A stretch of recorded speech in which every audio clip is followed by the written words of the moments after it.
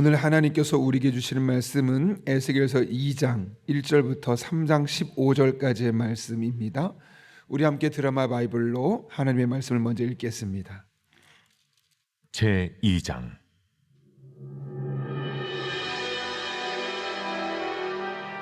그가 내게 이르시되 인자야, 내 발로 일어서라. 내가 내게 말하리라. 하시며 그가 내게 말씀하실 때에 그 영이 내게 임하사 나를 일으켜 내 발로 세우시기로 내가 그 말씀하시는 자의 소리를 들으니 내게 이르시되 인자야, 내가 너를 이스라엘 자손 곧 패역한 백성, 나를 배반하는 자에게 보내노라. 그들과 그 조상들이 내게 범죄하여 오늘까지 이르렀나니 이 자손은 얼굴이 뻔뻔하고 마음이 굳은 자니라. 내가 너를 그들에게 보내노니 너는 그들에게 이르기를 주 여호와의 말씀이 이러하시다 하라. 그들은 패역한 족속이라. 그들이 듣든지 아니 듣든지 그들 가운데 선지자가 있음을 알지니라. 인자야, 너는 비록 가시와 찔레와 함께 있으며 전갈 가운데 거주할지라도 그들을 두려워하지 말고 그들의 말을 두려워하지 말지어다. 그들은 패역한 족속이라도 그 말을 두려워하지 말며 그 얼굴을 무서워하지 말지어다. 그들은 심히 패역한 자라. 그들이 듣든지 아니 듣든지 너는 내 말로 고할지어다. 너 인자야, 내가 네게 이르는 말을 듣고 그 패역한 족속같이 패역하지 말고 내 입을 벌리고 내가 네게 주는 것을 먹어라. 하시기로 내가 보니 보라, 한 손이 나를 향하여 펴지고 보라, 그 안에 두루마리 책이 있더라.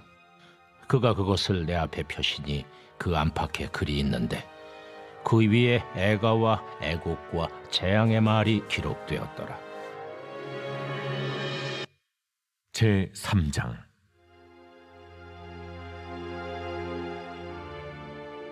또 그가 내게 이르시되 인자야, 너는 발견한 것을 먹어라. 너는 이 두루마리를 먹고 가서 이스라엘 족속에게 말하라. 내가 입을 벌리니 그가 그 두루마리를 내게 먹이시며 내게 이르시되 인자야, 내가 네게 주는 이 두루마리를 네 배에 넣으며 네 창자에 채우라. 하시기에 내가 먹으니 그것이 내 입에서 달기가 꿀 같더라. 그가 또 내게 이르시되 인자야, 이스라엘 족속에게 가서 내 말로 그들에게 고하라.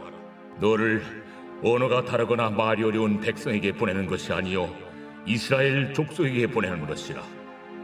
너를 언어가 다르거나 말이 어려워 내가 그들의 말을 알아듣지 못할 나라들에게 보내는 것이 아니니라. 내가 너를 그들에게 보냈다면 그들은 정녕 내 말을 들었으리라. 그러나 이스라엘 족속은 이마가 굳고 마음이 굳어 내 말을 듣고자 아니하리니 이는 내 말을 듣고자 아니함이니라. 보라, 내가 그들의 얼굴을 마주보도록 내 얼굴을 굳게 하였고 그들의 이마를 마주보도록 내 이마를 굳게 하였으되 내 이마를 화석보다 굳은 금강석같이 하였으니 그들이 비록 반역하는 족속이라도 두려워하지 말며 그들의 얼굴을 무서워하지 말라. 인자야, 내가 네게 이를 모든 말을 너는 마음으로 받으며 귀로 듣고 사로잡힌 내 민족에게로 가서 그들이 듣든지 아니 듣든지 그들에게 고하여 이르기를 주 여호와의 말씀이 이러하시다 하라. 때에 주의 영이 나를 들어올리시는데 내가 내 뒤에서 크게 울리는 소리를 들으니 찬송할지어다. 여호와의 영광이 그의 처소로부터 나오는도다. 하니 이는 생물들의 날개가 서로 부딪히는 소리와 생물 곁에 바퀴 소리라 크게 울리는 소리더라. 주의 영이 나를 들어올려 드리고 가시는데 내가 근심하고 분한 마음으로 가니 여호와의 권능이 힘있게 나를 감동시키시더라. 이에 내가 데라비베에 이르러 그 사로잡힌 백성 곧 그발 강가에 거주하는 자들에게 나아가 그 중에서 두려워 떨며 7일을 지내니라. 아멘. 제가 어제 약간 목감기가 있는 상황에서 함께 기도하고 또 하다 보니까 목이 약간 오늘은 듣기 불편할 수 있습니다. 이해해 주시기를 부탁드립니다.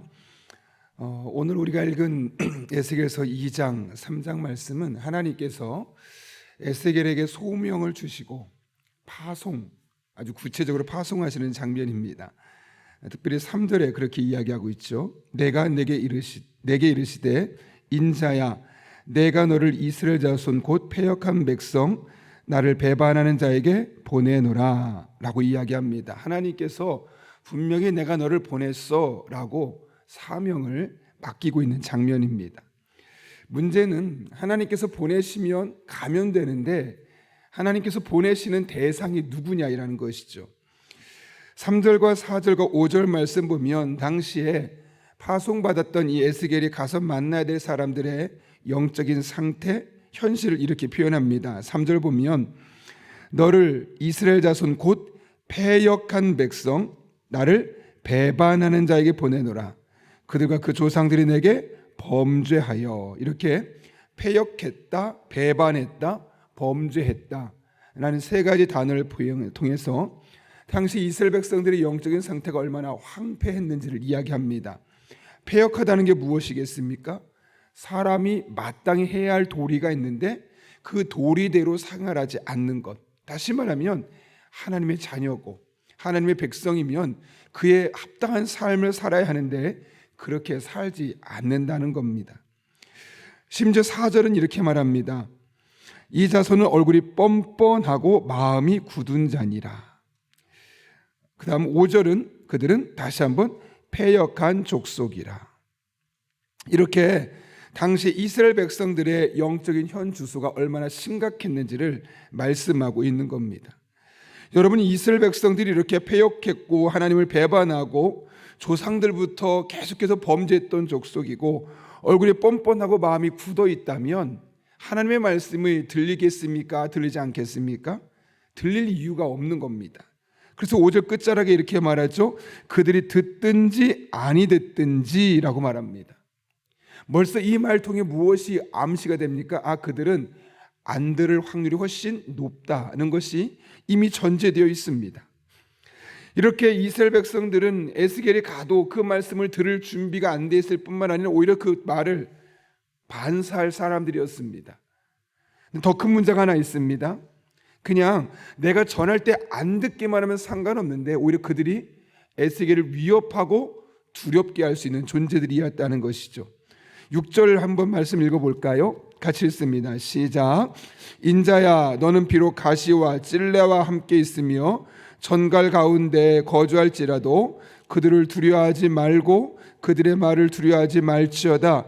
그들은 패역한 족속이라도 그 말을 두려워하지 말며 그 얼굴을 무서워하지 말지어다. 아멘. 여기 보게 되면 네가 가시와 찔레와 함께 있으며 전갈 가운데 거주할지라도, 이게 무슨 말이겠습니까? 에스겔이 이 사명을 감당하는데 꽃길이 아니라 두려움의 길, 때로는 생명을 위협을 받을 수 있는 그런 어려운 일이 찾아올 것이라는 것이죠. 그래서 6절만 보아도 벌써 두려워하지 말며 두려워하지 말지어다, 그 말을 두려워하지 말며 무서워하지 말지어다, 한들에서 무려 4번에 걸쳐서 무서워하지 말라고 두려워하지 말라고 에스겔을 설득하고 있는 겁니다. 하나님께서 이렇게까지 말씀하실 정도면 이 에스겔이 맡은 사명이 결코 녹록지 않다는 것 우리는 능히 짐작할 수 있습니다. 활용점정으로 한 번 더 말합니다. 7절, 그들은 심히 패역한 자라 그들이 듣든지 아니 듣든지. 두렵게 할 수 있는 밖에 없는 대상일 것이고 아무리 이야기를 해도 듣지 않을 것이다 라고 이야기를 합니다. 근데 그럼에도 불구하고 에스겔이 해야 할 일은 너무나 선명했습니다. 그것이 무엇입니까? 듣든지 아니 듣든지 너는 내 말로 고할지어다. 이 생명의 위협을 느끼는 상황이 찾아오고 아무리 하나님의 말씀을 전하더라도 그들이 그 말을 들으려 하지 않는다 할지라도 그럼에도 불구하고 그들에게 말해야 된다는 거예요. 근데 여러분, 근데 무엇을 말합니까? 너는 내 말로 고할지어다. 에스겔이 해야 할 메시지는 너무나 분명합니다. 굳이 머리를 쥐어 짜내고 경험을 총동원해서 그들을 설득할 수 있는 말을 만들어낼 필요가 없습니다.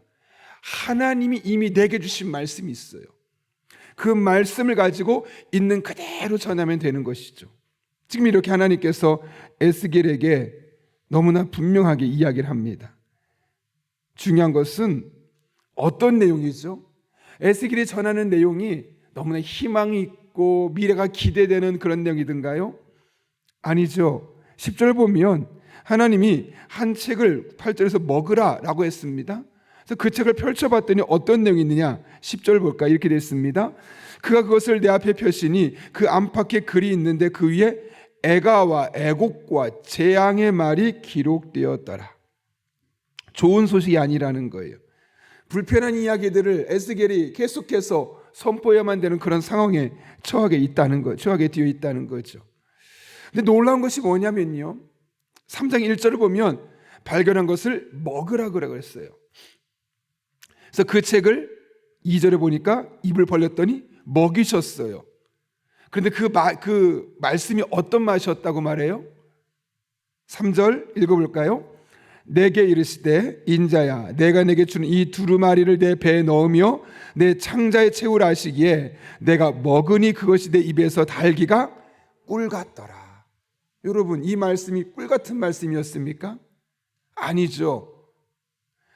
애가와 애곡과 재앙이, 그러니까 이 메시지 자체는 불편하게 만드는 메시지예요. 근데 그 메시지를 받을 때, 그 메시지를 내게 주신 말씀을 받아 먹을 때 어떤 일이 생겨요? 꿀맛이 된다는 거예요. 이게 하나님의 말씀의 은혜고 능력인 거예요. 우리가 보기에는 이런 이야기하면 싫어하지 않을까? 이런 이야기가 불편하게 만들지 않을까? 처음엔 불편하게 만들 수 있어요. 그런데 그 말씀을 아멘으로 받고 내게 주신 말씀을 받는 순간 불편할 수도 있는 그 말씀이 꿀송이 같은 말씀이 되어진다는 것이죠. 그래서 우리가 여러분 하나님의 말씀을 있는 그대로, 굳이 내가 머리를 쥐어짜내서 멋진 표현을 만드는 필요도 없고 하나님의 말씀을 있는 그대로 전하게 되면 불편해 보일 수 있는 말씀이라 할지라도 그 말씀이 그들의 마음속에 들어가는 순간 그 말씀은 꿀 같은 말씀으로 바뀐다는 사실을 기억할 수 있기를 바랍니다. 그래서 에스겔의 사명은 너무나 분명해요. 그들이 듣든지 아니 듣든지 말씀을 전하는 거예요. 3장 7절도 말합니다. 그러나 이스라엘 족속은 이마가 굳고 마음이 굳어 내 말을 듣지 아니하리니 이는 내 말을 듣고자 아니함이로라. 왜 그럴까요, 여러분? 이 메시지가 겉으로 보기에는 애가와 애곡과 재앙, 불편하게 만드는 메시지라 듣고 싶어 하지 않아요. 11절도 말해요. 사로잡힌 내 민족에게로 가서 그들이 듣든지 아니 듣든지 그들에게 고하여. 안 들을 수 있는 확률이 높다는 거죠. 그러나 에스겔이 가져야 될 것은 너무나 분명해요. 내가 전하는 이 메시지를 선포하는 순간 이 메시지가 그들의 마음에 닿기까지는 그들의 마음을 불편하게 할 수 있고 애가와 애곡과 재앙이라서 듣기 싫고 거부할 수 있을 테지만 그 말씀이 그 아들에게 들어가는 순간 이 말씀은 그들의 삶에 꿀같은 말씀이 될 수 있다는 확신을 가지고 듣든지 아니 듣든지 하나님의 말씀을 전하는 겁니다. 하나님의 사랑을 전하는 겁니다. 하나님의 은혜를 전하는 겁니다. 많은 분들이 자녀들에게 복음을 전하고 예수님을 전하는 것 애들이 불편해해요. 그래서 잘 안 전하려고 합니다. 그런데 여러분, 정말 사랑의 마음으로 또 에스겔과 같은 사명감을 가지고 그들에게 복음의 메시지, 애가와 같고 애곡과 같고 재앙 같은 그 메시지를 전하게 된다면 어떨까요? 거부하겠죠. 왜 나를 그렇게 불편하게 만드냐? 왜 나한테 이런 이야기를 하느냐? 그런데 그 말씀이 받아들여지는 순간 그 말씀은 그 사람에게, 그 아이들에게 꿀송이가 되는 거예요. 그래서 에스겔의 사명은 너무나 분명합니다. 나쁜 소식처럼 보여도 때론 그 일로 복음을 전하면서 마음에 불편한 일을 겪는다 할지라도 전하는 것입니다. 듣든지 아니 듣든지 전하는 것입니다. 왜요, 여러분? 이 세대가 패역했기 때문이에요. 하나님을 떠나 살아가는데 하나님을 떠나 살아감에도 불구하고 그것이 불편하지 않다고 생각하기 때문에요. 물고기를 떠난 물이 불편한 것이 너무나 정상인데 그것을 불편하다고 느끼지 않는다는 것은 그들에게 문제가 있다는 것이죠. 그런데 그렇게 살아가고 있다는 겁니다. 그런 세상을 향해 우리는 외쳐야 합니다. 잘못 가고 있다고, 그것은 망국의 길이라고, 재앙의 길이라고, 그 길을 계속 가면 안 된다고, 그 길 끝에는 애곡과 재앙의 길이 남겨 있다고. 왜 우리가 해야만 합니까? 이 질문은 마치 왜 에스겔이 이와 같은 일을 해야 됩니까? 라는 질문과 별로 다르지 않습니다. 에스겔이 어떤 사람입니까? 하나님을 인격적으로 경험했고 하나님의 마음을 누구보다 잘 아는 사람이며 하나님으로부터 그들이 듣든지 아니 듣든지 애가와 애곡과 재앙의 말씀을 전하라는 사명을 부여받은 사람이었기 때문에요. 그리고 그 말씀이 비록 선포되는 순간 그들의 마음에 닿을 때까지는 그들을 쓰게 만들고 그들의 마음을 불편하게 만들 수 있지만 그 말씀을 받아들이면 그 말씀이 꿀송이가 될 수 있다는 사실을 아는 유일한 사람이기 때문에요. 여러분, 이 세상을 누가 구원하겠습니까? 이 패역한 세상, 하나님 없이도 돈만 있으면 잘 살 수 있을 것처럼 말하고 명예만 있으면, 권력만 있으면 아무런 불편함 없이 살 것처럼 생각하는 이 세상이 어떻게 이 세상을 바꾸고 누가 그 세상에 이런 메시지를 전할 수 있겠습니까? 바로 에스겔처럼 하나님의 은혜를 경험한 우리 아니겠습니까? 하나님이 어떤 분인지 너무나 잘 알고 있고 하나님의 말씀이 비록 쓴 애가와 애곡과 재앙 같은 말씀이지만 그 말씀을 아멘으로 받는 순간 그 말씀이 꿀송이 같은 단말씀으로 바뀐다는 사실을 아는 사람이 도대체 누구이겠습니까? 그 은혜를 경험한 우리들밖에 없는 겁니다. 하나님은 에스겔에게 말씀하신 것처럼 우리에게 동일하게 말씀하지 않겠습니까? 그들이 듣든지 아니 듣든지 나를 경험하고 나의 마음을 아는, 또 보기에는 쓴 말씀처럼 보이지만 삼키고 나면 단 말씀으로 바뀌는 이 은혜를 아는 너희가 선하지 않으면 누가 이 패역한 세상을 돌이키고 나에게로 눈을 마음을 돌릴 수 있겠느냐? 그렇게 하지 않겠습니까? 세상을 흘러가는 모습을 보십시오. 너무 마음이 아프지 않습니까? 원래 그런 거야, 다 그런 거야 라는 말로 자위, 스스로 위로할 수 있겠죠. 어쩌면 회피할 수 있겠죠. 그러나 이 세상을 보며 예수님을 알지 못하는 내 배우자와 내 아이들을 보며 예수님을 알지 못하고 마치 평안한 것처럼 살고 있는 이 세상 사람들을 보며 그들에게 무엇이 가장 필요해 보입니까?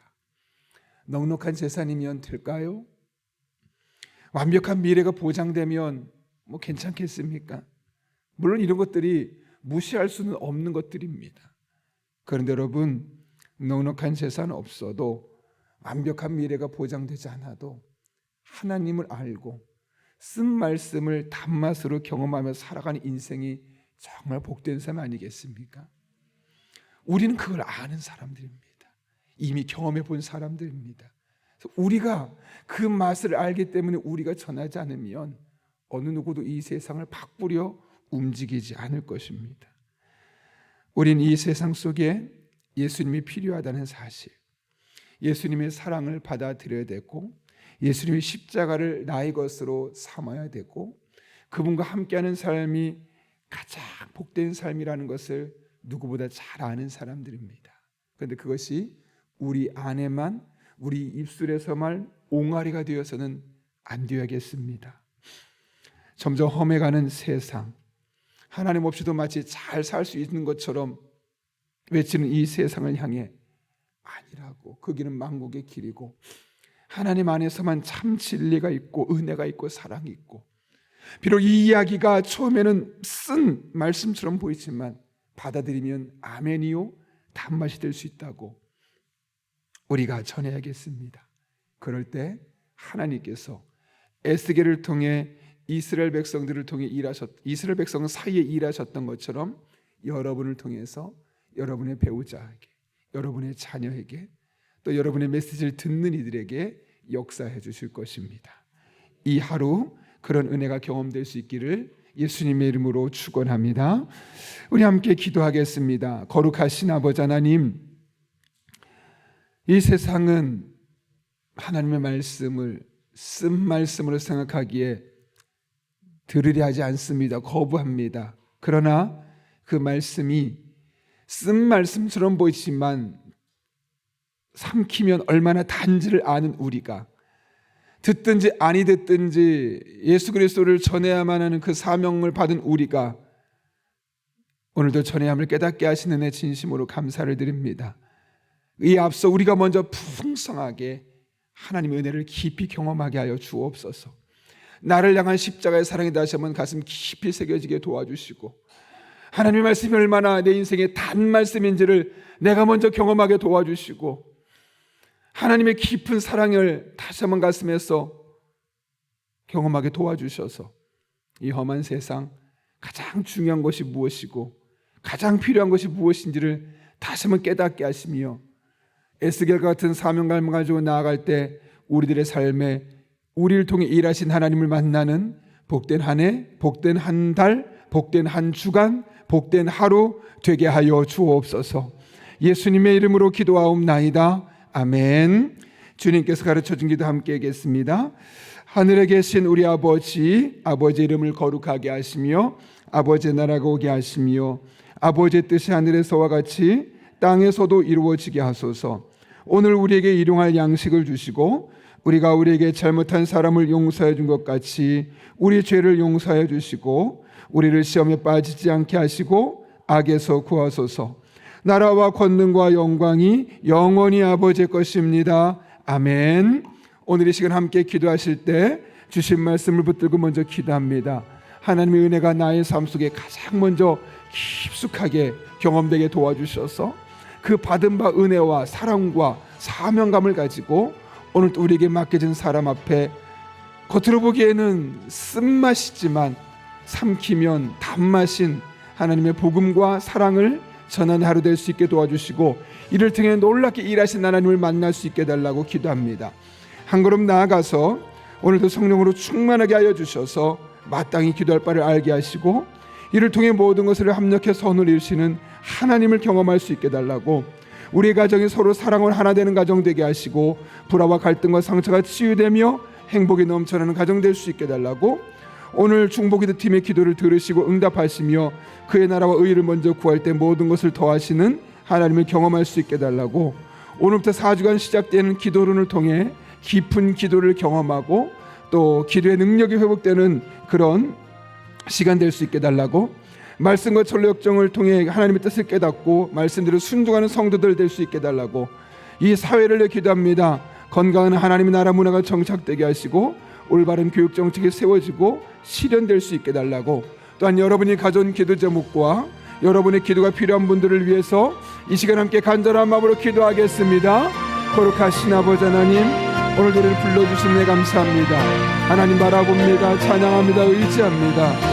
우리들의 삶 가운데 친히 함께 해주셔서 하늘의 은혜를 경험하게 하시고 능력을 경험하게 하시고 지혜를 경험하게 도와주시고 하나님과 함께 동행하는 복된 삶을 살아갈 수 있도록 주님 인도하여 주옵소서. 은혜로 살아갑니다. 하나님만 붙들고 나아갑니다. 오늘도 성령으로 충만하게 인도해 주셔서